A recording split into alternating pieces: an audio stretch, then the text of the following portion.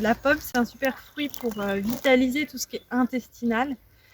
Alors, pour qu'il soit bon à manger pour vos intestins, c'est un petit peu comme dans Blanche-Neige. Il ne faut pas prendre la bien rouge brillante du supermarché. Il faut prendre celle qui est légèrement abîmée, qui n'est pas parfaite et qui vient de votre jardin et que vous dites « Ah, elle n'est pas parfaite, mais elle est très bonne pour vous. » Et il ne faut pas hésiter à manger celles qui sont fripées, qu'on a récupérées, qu'on a gardées tout l'hiver et qui ont séché en fait, qui ont perdu leur eau.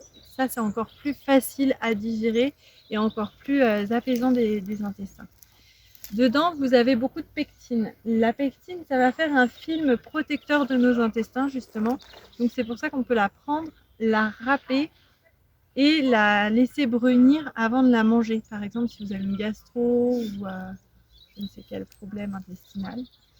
Après, on peut la manger en compote. Et si vous voulez vous faire des électuaires autres qu'avec de la poire, vous pouvez aussi choisir la pomme. Donc avec des mélanges d'épices ou des compotes. Donc Véro nous a fait une compote là.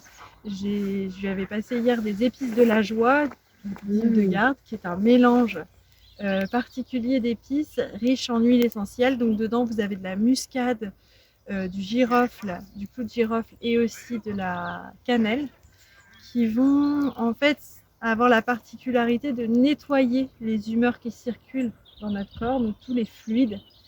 Et quand nos fluides sont nettoyés, et ben on se sent mieux, donc on se sent plus facilement joyeux, alerte, etc. Donc c'est ça dans l'idée d'épices de la joie. Après, la noix de muscade, faut pas en abuser, hein, parce que ça peut être neurotoxique et ça peut provoquer des hallucinations aussi, hein, à forte dose. Mais voilà, avec la pomme, je trouve que ça se marie bien. Elle recommande de faire des biscuits, mais ça fonctionne bien aussi en compote.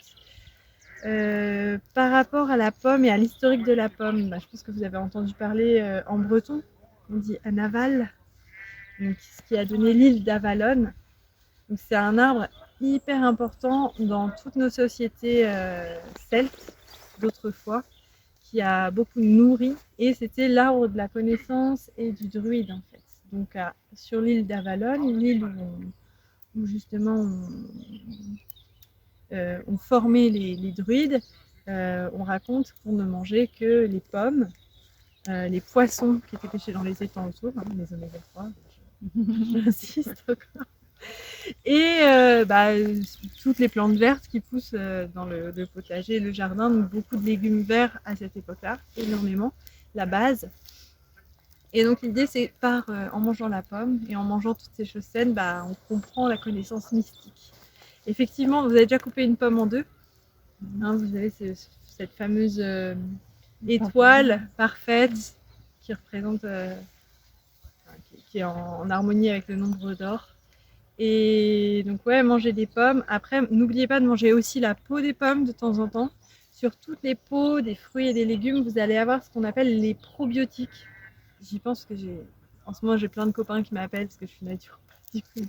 Ouais, mon fils il a ça, qu'est-ce que je lui donne? Ouais, ma fille elle a ça.